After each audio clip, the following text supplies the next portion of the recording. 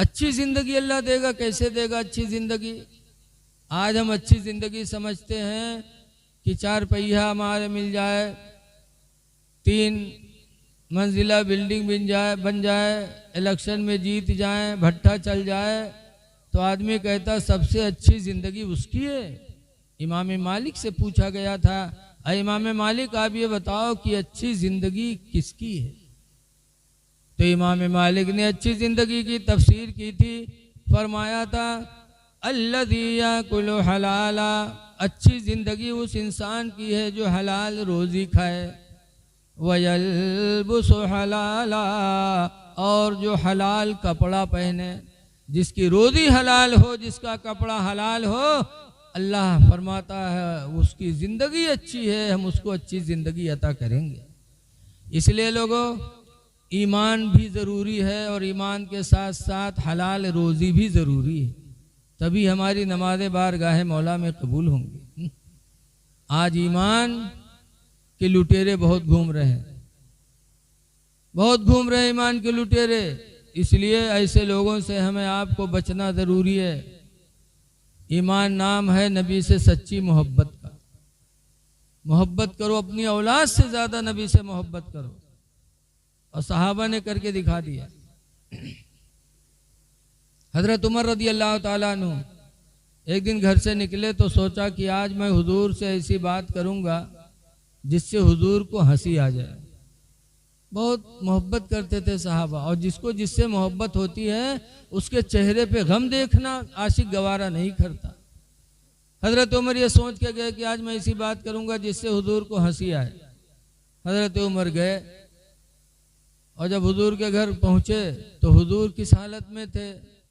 हुजूर बैठे थे और उनकी 11 बीवियां, उनकी बीवियां सब चारों तरफ से बैठी थी, और हुजूर से, अरे आप लोग हल्ला न मचाओ यार, 2 मिनट,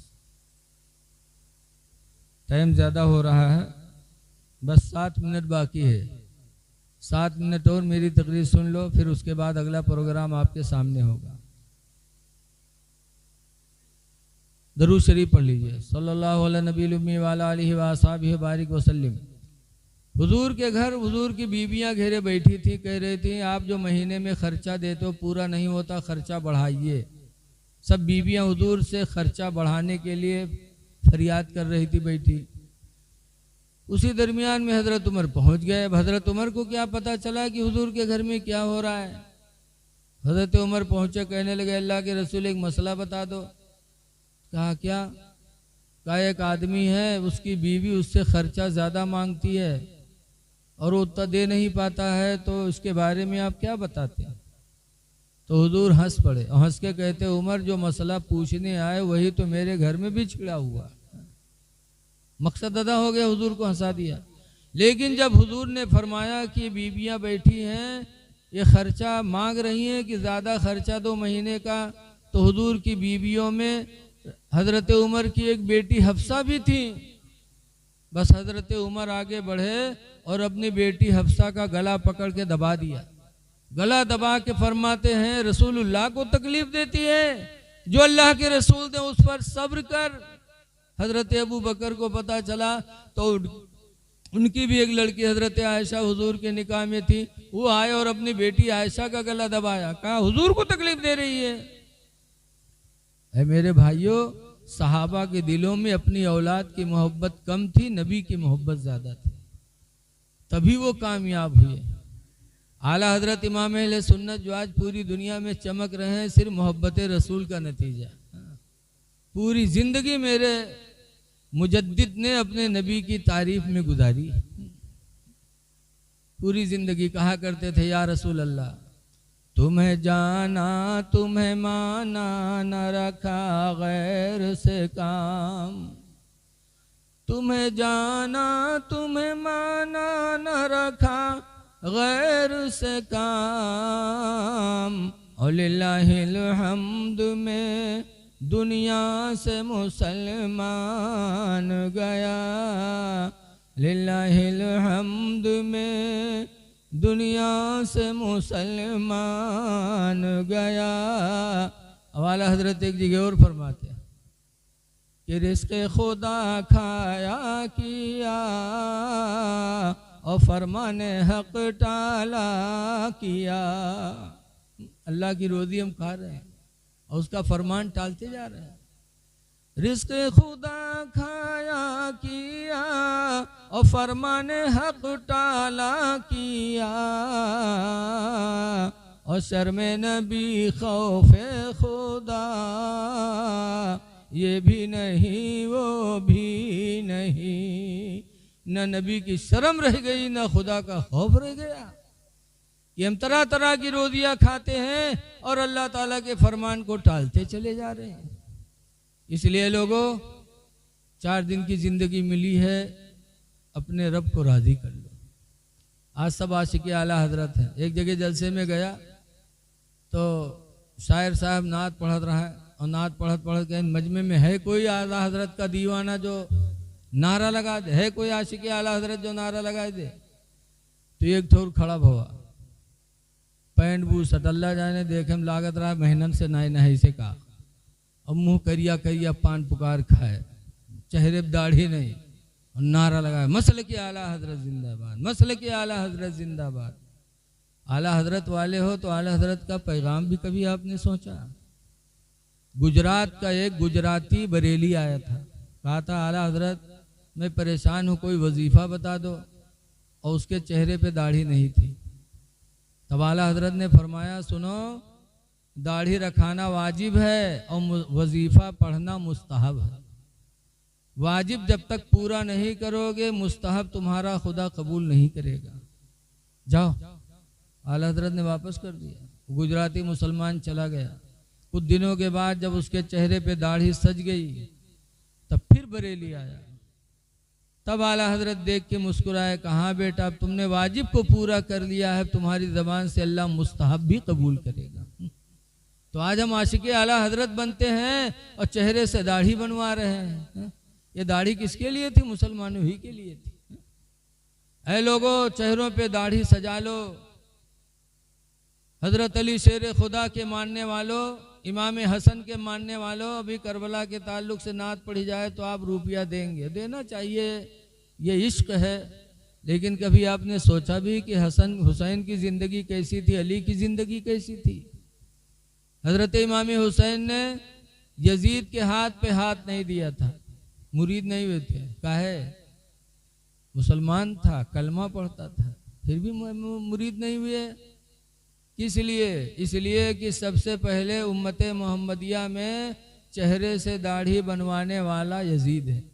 सबसे पहले उसने दाढ़ी बनवाई, नमाजों को छोड़ा, शराबी बन गया तो इमाम हुसैन ने हाथ पे हाथ नहीं दिया।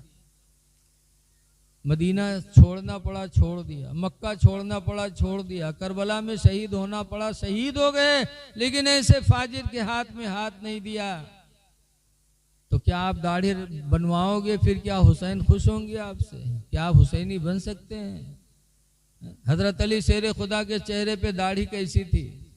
ऐसी दाढ़ी थी कि एक यहूदी एक दिन देखा तो ताज्जुब, उसके चेहरे पे यक्का दुक्का बाल, यहाँ हो यक्का दुक्का जा मेरा है, और हजरत अली के चेहरे दाढ़ी खूब भरी। तो उसने कहा अली एक बात मैं पूछना चाहता हूँ। कहा बताओ। कहा तुम्हारे पैगंबर ने कहा है कि तुम बाबुल इल्म हो, इल्म के दरवाज़ा हो। कहा है? कहा अगर इल्म के दरवाज़ा तो एक बात बताओ, कुरान से बताना पड़ेगा। कहा बताओ। उसने कहा बताओ कि आपके चेहरे पे दाढ़ी के बाल इतने घने उगे और हमारे चेहरे पे दाढ़ी के बाल यक्का दुक्का, ऐसा क्यों? कुरान से बताओ अगर तुम बाबुल इल्म हो। तो हजरत अली शेर खुदा कहते हाँ, इसका बयान भी अल्लाह ने कुरान में नाजिल फरमाया। अल्लाह फरमाता वल बलदु तय्यिबु यखरुजु नबातुहु कसीरन बिइज़्नि रब्बी, कि जो ज़मीन अच्छी होती है अपने रब के हुक्म से पौधा ज़्यादा निकालती है। वल्लज़ी खबुसा, और वो ज़मीन जो बेकार होती है, ला यखरुजु इल्ला नकदा, उसमें पौधा नहीं निकलते मगर यक्का दुक्का। जैसे सवाल किया था वैसे हजरत अली ने कुरान पढ़ के जवाब दे दिया। तब उस यहूदी ने कहा था अली खुदा की कसम मैं मान गया कि तुम्हारे पैगंबर सच्चे हैं, इस्लाम भी सच्चा है। फौरन उस यहूदी ने कलमा पढ़ा ला इलाहा इल्लल्लाहु मुहम्मदुर रसूलुल्लाह सल्लल्लाहु अलैहि वसल्लम। वो हज़रत अली की दाढ़ी थी कि यहूदी को देखकर ईमान की दौलत मिल गई, और आज हम ईमान वाले हो के दाढ़ी बनवा रहे हैं। दाढ़ी न बनवाओ मुसलमानों, जी लो मुसलमान बन के। दाढ़ी कब्र में रोशनी का सहारा है। आया है कि जिसके चेहरे पे दाढ़ी होगी कब्र रोशन होगी, लेकिन आज हमारे दिल इतने ढीठ हो गए कि कब्र से भी हम डरते नहीं। एक बुढ़वा रहा है, बीमार बहुत हो गए, लड़का का घेर के बैठे, अब्बा ये बात अब्बा वो बात। तो बुढ़वा कहते भैया रे लागत है हम बचबे ना। लड़का कहें तब अब्बा। तो बुढ़वा कहते जो हम मर जेबे ना तो हमरे कफन में पुरान कपड़ा लगायो, नवा न लगायो कफन में। लड़के कहना अब्बा यूँ कहाँ हो सकत है कि तुमका पढ़ाई लिखाई पैदा की हो, जवान की हो, सब कुछ की हो, मर्जी हो, तुम लोग पुरान कपड़ा कफन में देबे। गाँव वाले कहा कहीं अब्बा।